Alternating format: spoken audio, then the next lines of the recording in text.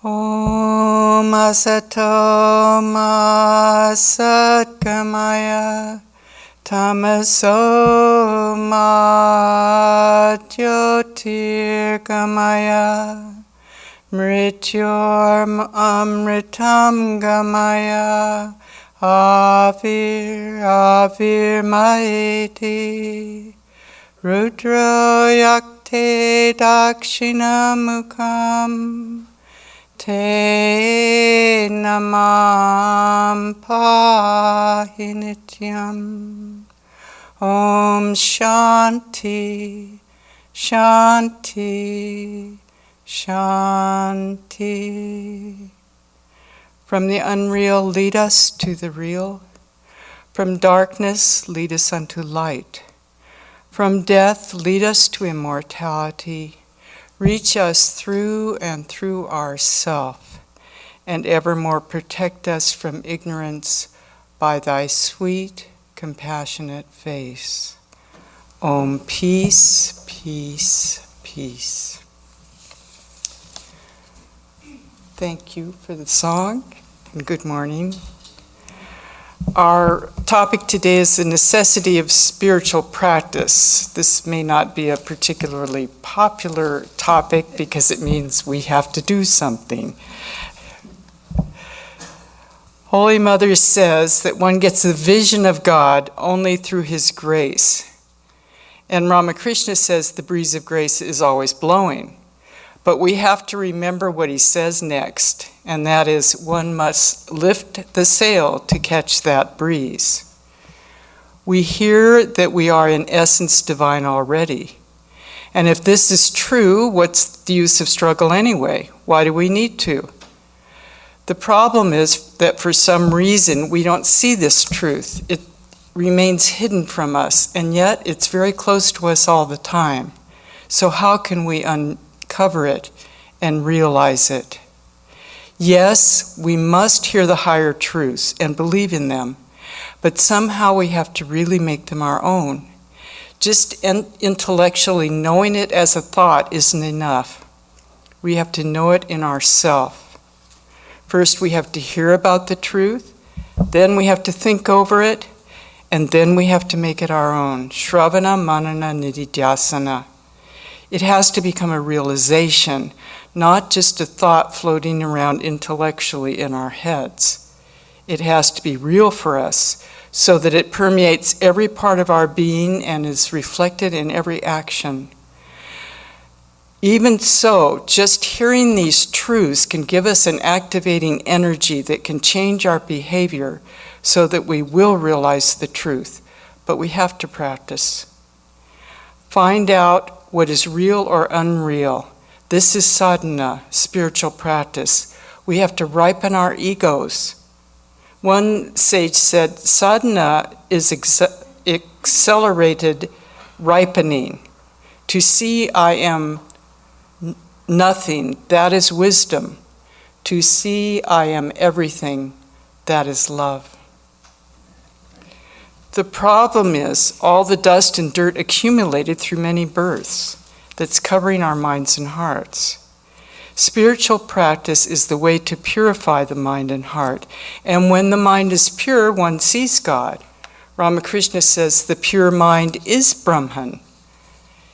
In the Bible, we read, "Blessed are the pure in heart, for they shall see God." Holy Mother says the room may contain different kinds of foodstuff, but one must cook them. He who cooks earlier will get his meal earlier too. Some eat in the morning, some in the evening. Yet there are others who will fast because they're too lazy to cook. The more intensely a person practices spiritual disciplines, more quickly he attains God. But even if he doesn't practice any spiritual disciplines at all, he's going to attain him in the end. Surely he will. Only he who spends his time idly without practicing prayer and meditation, it will take a long time for him to attain that truth. That's the end of the quote. This is the reason we have to practice. If we want God now in this life, it's necessary that we struggle. The sadhanas that are prescribed may differ according to the path that we take. Karma, Bhakti, Jnana, all these may differ in their approach to sadhana. Doing karma yoga, or the yoga of work, we purify the mind. Chitta Shuddha, the mind becomes pure. We overcome our desires and the samskaras that are already in our minds until we become really unselfish. And as Swamiji says in one of his karma yoga lectures, unselfishness is God. We purify our minds.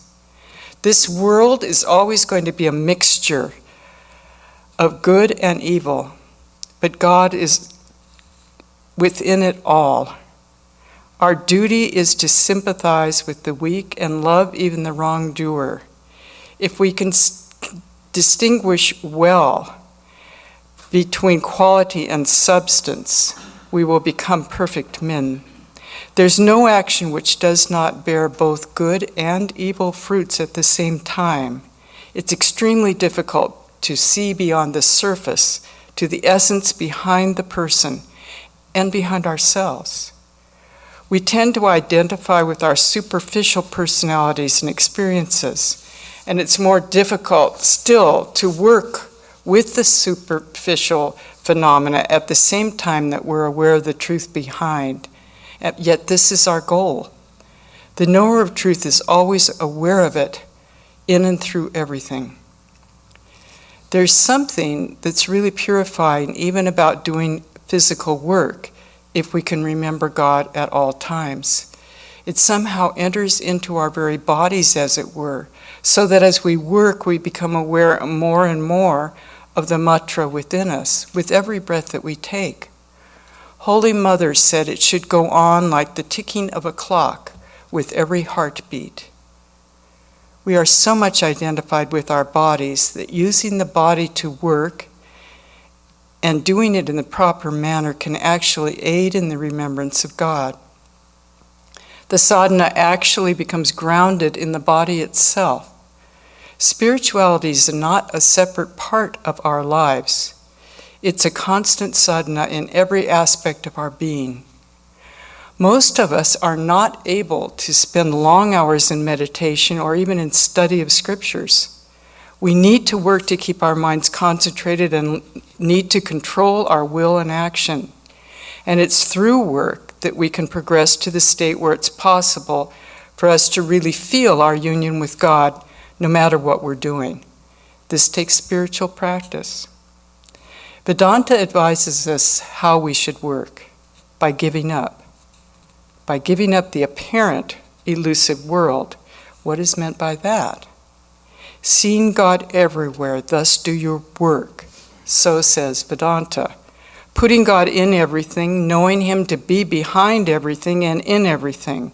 Work incessantly, holding life as something deified, as God Himself. And know that this is all we have to do. God is in everything. Where else are we going to find Him? In Raja Yoga, through meditation, we're forced to deal with the pain-bringing obstructions which arise from the lack of control in the mind. These obstructions are ignorance, egotism, attachment, aversion, and clinging to life. We become aware of what our attachments and aversions are and how much they are affecting us and our behavior. This is where most people are dwelling in their everyday life. I like this, I don't like that. According to Patanjali, there are pain-bringing obstructions, and once we see them more clearly, we can begin to root them out by such practices as replacing them with contrary thoughts and concentration on higher thoughts. If a thought of anger arises, it can be neutralized with a thought of love. Our fears also have to be faced. Our clinging to life has come about through the recurring experience of various fears. This clinging has become instinctive in us. Swami Vivekananda tells us that even the most learned men who know this body's going to die and who say, never mind, I've had hundreds of bodies, the soul can't die, even in them, With all their intellectual conviction, we still find this clinging to life. He says it has become a deep samskara, hidden, sleeping in the chitta or memory. All these past experiences of death of the body, all that we call instinct, the experiences become subconscious. They live in the chitta or the memory. They're not inactive. They work underneath it all. The chitta vrittis, which lie hidden, can be controlled at their very root. This is what Raja Yoga tells us. We have to subdue them before they come to the surface and become gross. They have to be conquered by resolving them into their causal state. And meditation is one of the effective ways of doing this. By meditation, you can subdue these mental waves. And if you go on practicing until it becomes a habit, anger and hatred will be completely controlled and checked. Our desires also have to be neutralized. Desire is the cause of our endless rebirth. These samskaras have to be burnt out, as it were, through spiritual experience and their seeds along with them. Then these passions can never rise again. The ego also has to be controlled. And this isn't an easy matter. It's a very subtle thing. We do something good sometimes for someone, and then we want to be praised for it. Unconsciously, we seek for honor and recognition. The ego is so sneaky that even when we think we're non-egotistical, the very thought that we're thinking that is egotistical. There's a story that is wonderful of a man who was a very great sculptor. And when the time for him to die came, he decided he was going to fool death. He would make many images that looked just like him, and death wouldn't be able to find out which one was him. So he did. He made all these images, and they were very good. And then he lay down in the midst of them. And most people couldn't tell which one was him and which was an image. So death came, and he was walking around, and he said, "Oh, look at this. These are wonderful. The sculptor who did this must really have been a very great person. Look at these. I can't tell the difference. They're really wonderful." And then all of a sudden he jumped on one, and he said, and it was the sculptor. And the sculptor said, "How did you know it was me?" And he said, "Your mustache twitched." So we respond to honor and praise. We have to learn to shift our thoughts from our own self and cultivate broad and universal truths which are not egotistical. We all have these principles within us. We only need to acknowledge and nurture them. But the mind with its samskara also dissolves in the long run, and that is what we are seeking for.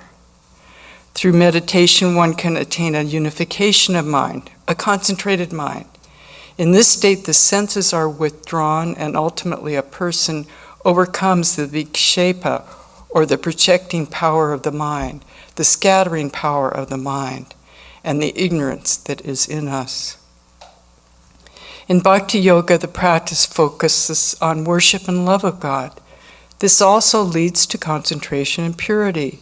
Mantras and mudras are used, and these actually aid in focusing the mind and the heart on God. Shobhari was taught by Rama 7 means to practice bhakti, to attain bhakti. 1, fellowship with the holy. 2, fondness for the stories of God.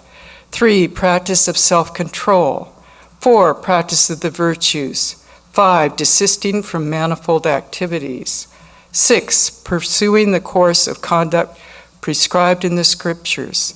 7, seeing the whole world as full of Rama. 8, being content with whatever one gets and never thinking of another's faults. 9, being guileless and straight in all dealings with everyone, and cherishing faith in God without exaltation or depression. Sri Ramakrishna raised love from the level of emotions to the level of the unity of all selves in God. It said he was outside all bhakti, but inside he was a jnani.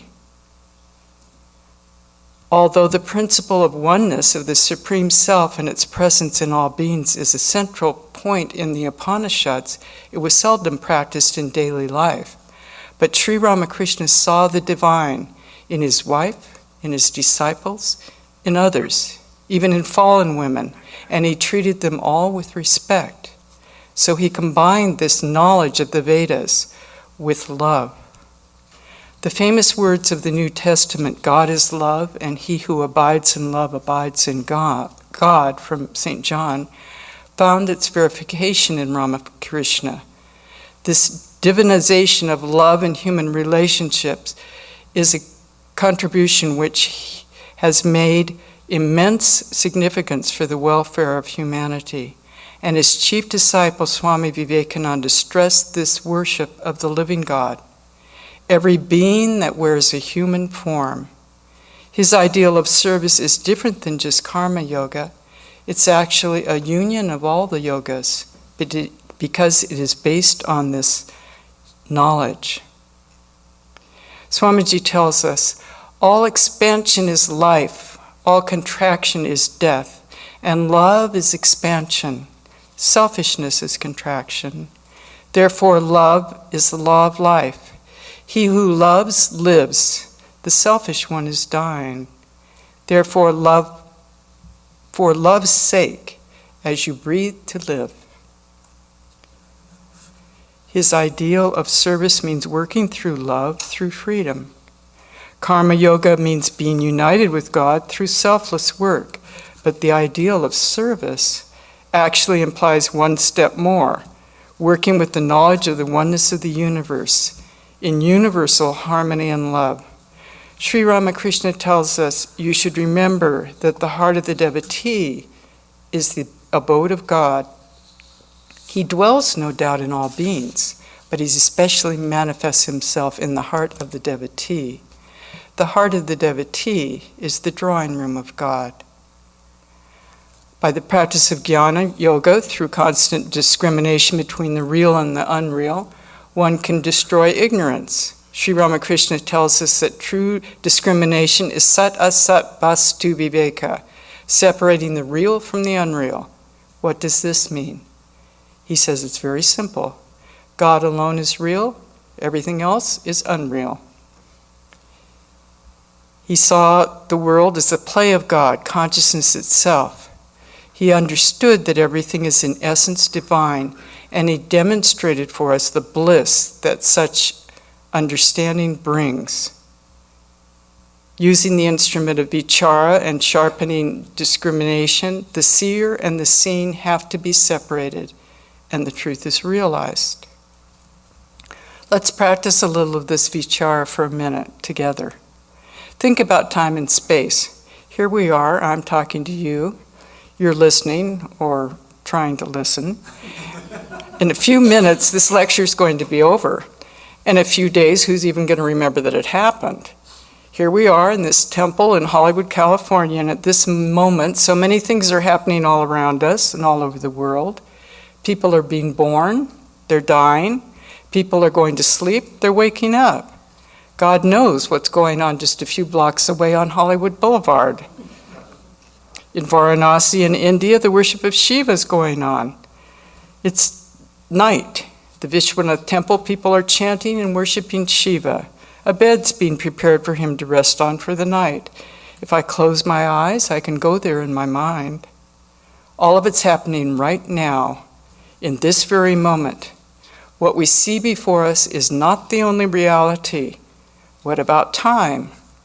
Was I really in that child's body? Surely other people saw it, and there are even pictures to prove it, and I remember it.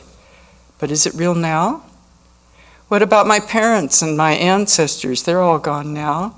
Did they really exist? In court cases, we bring out proof, evidence, witnesses to prove what happened in the past. We can't see to go forward into the future yet, but that also must already be out there. In the Bhagavad Gita, the Lord tells Arjuna that the warriors have already been killed. They're being chewed up in the mouth of time. It's already happened, and it's happening at the present moment, in endless succession. Is it real?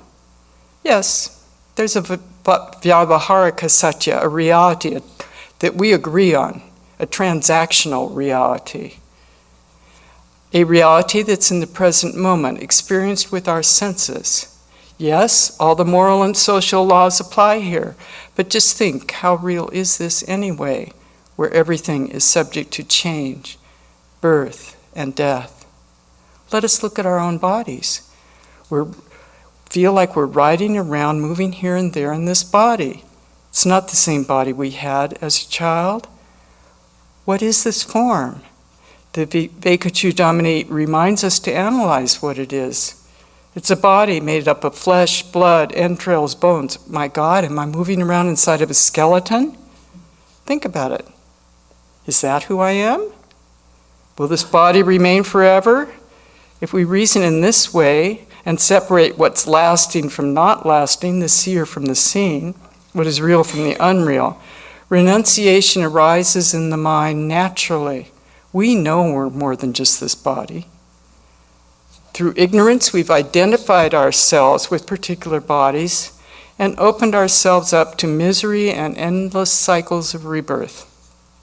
When we know who we really are and our ignorance is destroyed, the light of knowledge will shine. But before we even get to the practices described by the various yogas, there's certain basic things that are necessary as a basis of any serious spiritual life. Let me qualify this by saying there are cases where people seem to have a sudden vision of God. There's a story told about a man who makes a lot of effort to worship the Divine Mother. He made an altar in a forest. He went through all kinds of things to try to get all the required items that he needed. He got it all set up, and just before he was going to sit down for worship, a big tiger came and dragged him off into the forest and ate him. Another man was hiding nearby, and he saw everything. And after the tiger left, he sat down on the worship seat, and immediately the mother appeared before him and granted him a boon. The man was amazed. He said to the Divine Mother, "Mother, I don't understand your ways. This man went to so much trouble to prepare this worship, and he was killed. And I, on the other hand, just sat down on the seat. He had prepared, and you offer me a boon. How can this be?" The Divine Mother replied, "My son, you don't understand how many austerities you performed in your past lives that brought you to this place and this time. That's why I appeared as soon as you took your seat." Mother said, "God is like a child, you know. He divines some of those who seek of him and gives to some who do not. Perhaps such people had highly evolved souls in their previous lives. That's why they receive his grace." Many people get a glimpse of something, and then they turn to spiritual life. Swami Brahmananda says that spiritual life doesn't really begin until you've had some experience, some spiritual experience. And in fact, I have to say, all of us here have had some kind of grace, or we wouldn't be here at all. I'm not saying that what we got is unreal or not spiritual. Surely it was. But we have to go forward. If a glimpse of God is not grounded on spiritual practice and a moral life, it's not going to help us very much. It has to transform the life. A person who has a real vision of God will immediately turn to spiritual practice, for nothing else will have much meaning for him now. Spiritual progress has to be based on a firm moral foundation and a ripened ego. There's a danger if we get a glimpse before we've ripened the ego, because we can fall into a messiah complex or something like that. The ego gets involved. Even if we have had a glimpse which is real, it gets distorted by the ego. Holy Mother tells us one gets the vision of God through his grace, but one must practice meditation and japa. These remove the impurities of the mind. One must practice spiritual disciplines such as worship and so forth, just as one gets the fragrance of a flower by rubbing it in the hand, or the fragrance of sandalwood by rubbing it against a stone. In the same way, one gets spiritual awakening by constantly thinking of God. The mind is rendered pure as a result of many austerities. God, who is purity itself, cannot be attained without these austerities. In the Viveka-Chudamani, many prerequisites are given before a person is even considered to be ready to practice jnana.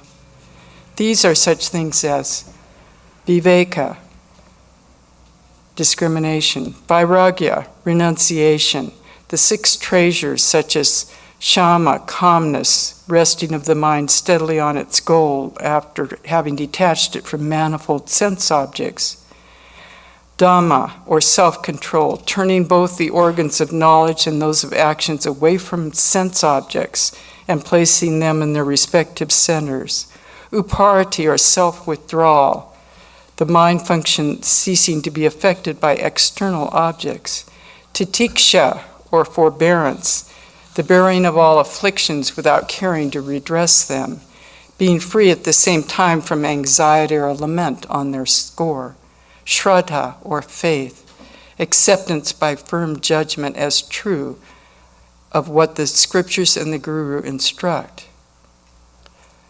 samadhamma, or self-settledness,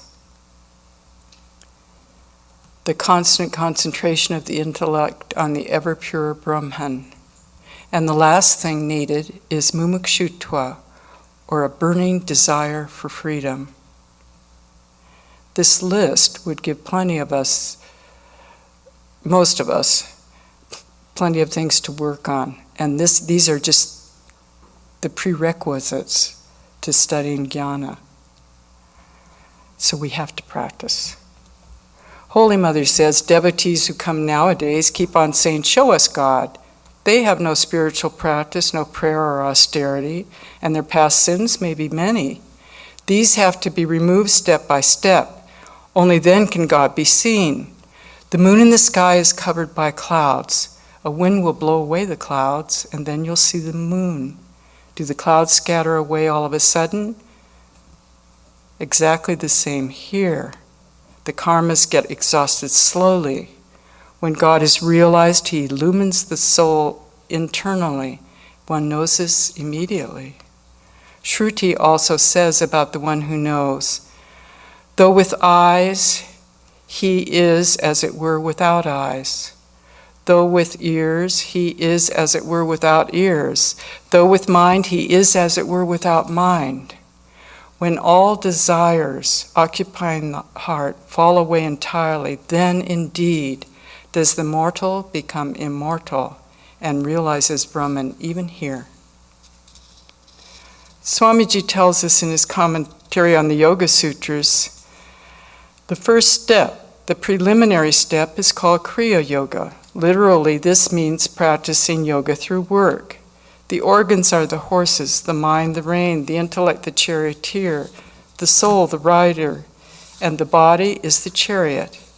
If the horses, the organs, are well controlled by the reins, the mind, and the charioteer possesses discrimination, then the rider, the soul, reaches the goal.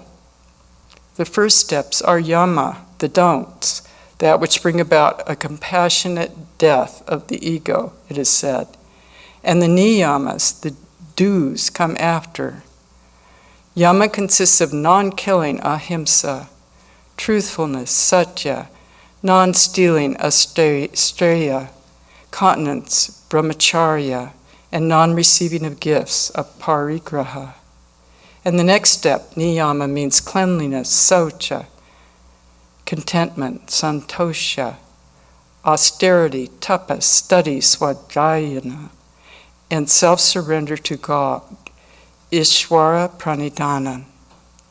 These are considered to be the first steps in spiritual practice. We have to build up our characters. This is absolutely necessary for growth to come in spiritual life. Sometimes we hear very high ideas expressed about our innate divine nature and the oneness of the Atman and Brahman, and we're lifted up just thinking about these ideas. Swamiji tells us we have to keep this high ideal always before us. The ideas themselves are exhilarating, and we feel transported to another realm. But in order for us to really grow spiritually, we have to build up our character. Otherwise, we won't be able to sustain our spiritual strivings. These character-building exercises are essential to our spiritual life, and probably our most progress comes when we transform our characters through these spiritual practices. The very word sadhu implies spiritual disciplines. Swamiji tells us every ripple, every wave that arises in the mind when it subsides does not die out entirely, but leaves a mark, a future possibility of that wave coming out again. And this mark, with the possibility of the wave reappearing, is what is called samskara. What we are at every moment is determined by the sum total of these impressions. If good impressions prevail, the character becomes good. If bad, the character becomes bad. If a man thinks good thought and does good works, the sum total of these impressions will be good, and they will force him to do good in spite of himself. When a man's done so much good work and so many good thoughts, there is an irresistible tendency in him to do good in spite of himself. And even if he wishes to do evil, his mind, as the sum total of his tendencies, is not going to allow him to do so. It's like a gifted musician, Ramakrishna tells us. He plays naturally all the right notes. He never hits a wrong note. An expert dancer doesn't take a false step, Ramakrishna says. It's not possible for a person to lead an immoral and spiritual life at the same time. When one person who claimed to have knowledge of Brahman, but who was living an immoral life, came to Dakshineswar, Ramakrishna said, "I spit on your Vedanta." He actually said something much stronger than that, but I'm not going to repeat it. It is said that there's one way to distinguish between a good and a bad person, a spiritual and a worldly man. A good person, a spiritual person, will remember the one good thing you've done, even if you've done 1,000 bad things. On the other hand, a worldly person will remember the one bad thing you've done, even if you've done many, many good works. There are many things that we may not be able to change in our lives, at least at first. We're faced with things that seem like they're out of our control. The environment, our relationships with other people. At first, anyway, we have to work within these circumstances. To suddenly try to change these may actually be harmful for us. But there's a way we can work right here and right now, and that is building up our character. Man is a moral being. It's not something imposed by religious conventions or social circumstances. It's innate within the soul of man. There's a conscience in us, the integrity of the heart of man that knows right from wrong. Unless one is a sociopath or something, we know when we're doing wrong. It doesn't feel good if we tell lies or hurt other people. It isn't just a social convention, it comes from within. Moral principles are actually manifestations of our own inner integrity, our own spirit. And Vedantins would say that this integrity of our own spirit is manifested in the universal spirit of God, as it were. God is sometimes called Satyasya Satya, the truth of truths.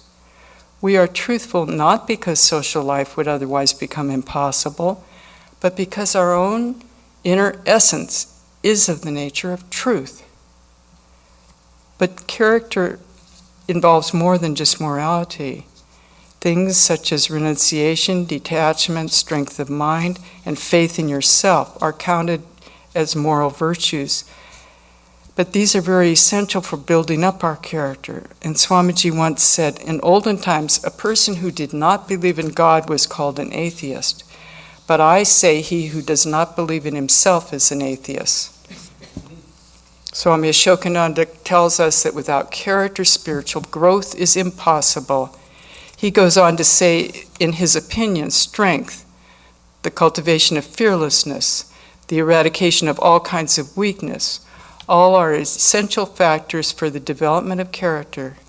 The spirit can't be fearful. Unselfishness is also a necessary ingredient of character, because to be selfish is to think of oneself in terms of the body and the mind, in terms of this narrow little being, and that is a denial of our true nature. Therefore, selfishness, by undermining one's true nature, would destroy character. Selflessness is therefore an essential part of true character. He urges us to spiritualize our everyday life. Seek to feel the presence of God everywhere, in everything that we do. Offer all that you do to the Lord and spiritualize everything that you see. And along with this, practice charity to other beings. He says, one great teacher says, in the beginning one should observe 3 things. Be kind to all beings, be devoted to the name of God, and serve the devotees of the Lord. Then go to a teacher and find out what the right practice for you is, what your individual practice should be. We can change the samskaras in our minds and transform our characters, and ultimately attain the realization of our own innate freedom. I might say by changing our samskaras, our individual impressions, we're able to overcome the samsara or cosmic ignorance of repeated transmigration through an endless chain of karma. So we have to work with a good character in the world. Ramakrishna says liberation means entire freedom. Freedom from the bondage of good as well as from the bondage of evil. A golden chain is as much chain as an iron one. He gives the example of the thorn in the finger. You use another thorn to take out the first one, and when you've taken it out, you throw them both aside. The thorn in our hand is our accumulated karmas, our ignorance, made by considering ourselves as the doers of action and our emotional attachments to those actions. It's our own ignorance. And by using the thorn of knowledge, right action, we can dig out this ignorance and perfect our character. So the bad tendencies have to be countered by the good ones. The bad impressions on the mind should be removed by the fresh wave of good impressions, until all that is evil almost disappears or is subdued and held in control in a corner of the mind. Then, if God is gracious, we can rise above and throw both thorns away. A disciple once asked Holy Mother, "There are devotees who surrender themselves to God but do not practice austerities. Will they attain to God?" Mother replied, "The fact that they surrender themselves to God, that they live placing implicit trust in Him, is their spiritual discipline. The calf makes the sound hamba, hamba, I. He makes that sound even after drums and other instruments are made from his hide and entrails. At last he goes to the hand of the carter. Then he makes the sound tuhu, tuhu. It is thou, thou. Just surrender yourself to Him, and then you will feel His grace. As long as we feel there's more we can do, we have to struggle. This is the dilemma. Our problem is that we consider ourselves to be separate entities and think we have to do something. This is actually our avidya, our ignorance. But as long as we feel that we're the doer, the karta, we have to do spiritual disciplines. Even practicing self-surrender can be a practice, a sadhana. The method of realization that Sri Ramakrishna gives for the householder is repeat God's name and sing His glories, keep holy company, and now and then visit God's devotees and holy men. The mind cannot dwell on God if it is immersed day and night in worldliness. It's necessary to go into solitude now and then to think about God. One is able to realize God just through love. Weep for God, He tells us, in the privacy of your own room. There'll come a time when you say, "No, I can't do anything. I can't do anything at all." Yes, and at this time a real cry comes from the heart and you seek refuge. Painful as it may be, this is a blessed state. Ramakrishna says, cry to your mother Shama with a real cry, O mind. How can she hold herself away? How can she hold herself away from you? He can be realized through practice. Can he? How much power has a man? What can he do to become worthy of the grace of God? Nothing at all. We have to yearn for God, take refuge in Him. Surely He will accept us at His feet. When Swami Suhitananda was the attendant of Swami Pramashananda once said to him, God helps those who help themselves. When in the course of trying one's utmost, one feels that you can't go any further, Mahamaya comes and removes the cover. This is Mahamaya's grace. In the eyes of the devotee, this is grace. On the other hand, in the eyes of the jnani, then one is understanding one's greater self. The more one understands one's greater self, the more one thinks that one is receiving grace. If you don't want it, and you won't take it, even if given, you won't get it. Sri Ramakrishna was just waiting to shower his grace, but some didn't take it. Did he have less grace for them? Did he give less? What could he do if they didn't want it? What matters really is the receiving instrument. The grace is always there. The world teachers are always bestowing good wishes and grace and blessings. But so high as a recipient is, so much will he receive. That is, one will comprehend what the teachers are saying and that they are bestowing grace. But one thing happens. As the aspirant gets grace or blessing, he feels spontaneously a kind of strength in his mind, and by dint of that strength, he makes a good deal of progress. Then he understands that he's made that progress because of grace. Besides association, there are holy thoughts which arise in the mind as one keeps the company of holy people. The Guru is merely like a ghat on the edge of the Ganges, with steps for reaching the sea of that existence, knowledge, and bliss. The sea is the goal, but the ghats are different for different people. Holy company is necessary. For this reason, one feels a temporary spurt of energy in one's mind through association and moves forward to a great extent. And one may think that it's the grace of that holy person. But it's not right to say that a holy person can do whatever they want. Hari, God, is inside everyone, but nothing can happen without the will of Hari. It's all the grace of God. Therefore, there comes a time when after much struggle, a person feels as though it is God alone who's doing everything. One enters the current, as it were, and catches the breeze of grace in the sail. Ramakrishna says, then the boatman can sit back and enjoy a smoke. When we realize, in fact, everything is happening by the will of God, we'll feel a great peace inside. One may continue to work, but only as God wills it. He knows that everything is coming from God. After surrendering to God, everything comes from Him. Everything is looked at as coming from Him, and it's all for your well-being. Through surrender, the devotee immerses himself into the eternal essence. The more the surrender, the more the grace. The degree of grace is in direct proportion to the degree of self-surrender. How much control do we have over our lives? Sri Ramakrishna says we actually have none. Everything is under God's control, he says. It's all His play. He created a variety of things, small, big, powerful, weak, good, bad. Whether a man is good or bad, it's all his maya, his play.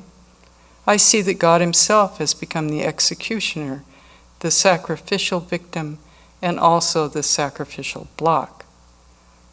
Who are we? Again, Ramakrishna says we're toys in the hands of God and nothing more. He gives the example of an onion. Keep peeling the layers of the onion until nothing remains. Body, mind, and intellect disappear with many tears, and only God is left. For one spontaneously to get an experience of God is very rare, and it's gotten only if the seeker is already extremely advanced. We get glimpses, but people need that ripening of the ego before a lasting realization can come. Sadhana is accelerated ripening. No one succeeds without effort. Those who succeed owe their success to perseverance, Ramana Maharshi says. Yoga involves two basic processes, purification and concentration. Whatever differences are in karma, bhakti, raja, and jnana yoga, they all aim at one thing, the transformation of consciousness. This is something that everybody has to do himself. Everybody has really their own yoga, which is a combination of all four. At first, this process of transformation is restricted to limited parts of the personality at limited times of the day. But through practice, the transformation involves the whole personality and goes on all the time. The spiritual and the secular are no longer separated. This is the spiritual solution to the problems of life, and it's done through self-effort, spiritual sadhana, and faith in one's own higher self. Then there comes the unification of being. Swami Ashokananda says, then the real fun of spiritual life comes.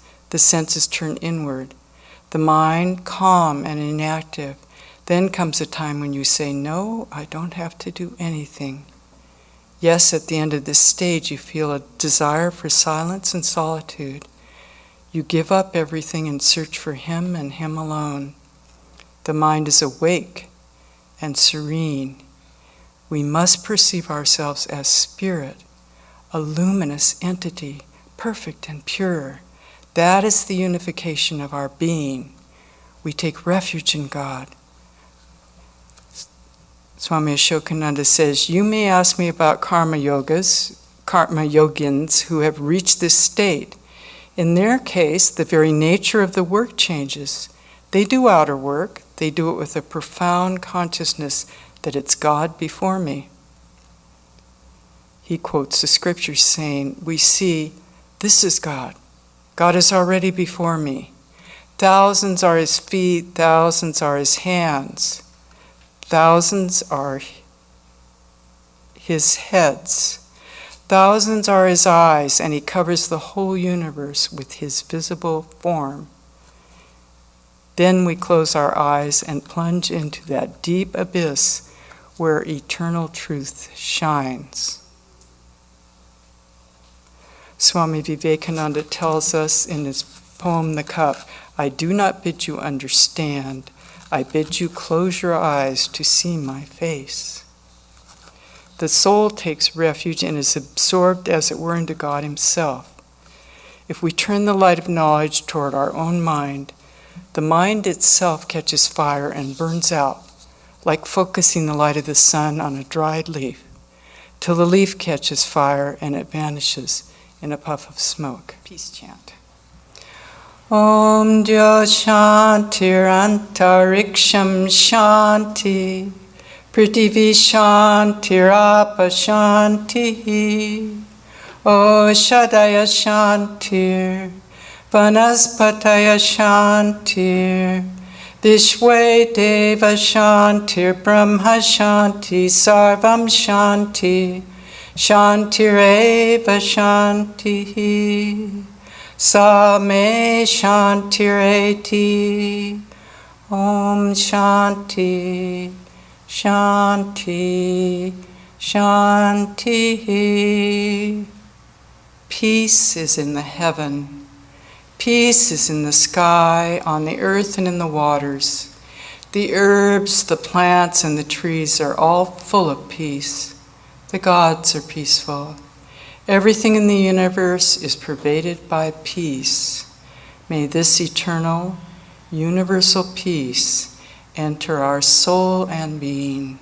Om, peace, peace, peace be unto us all.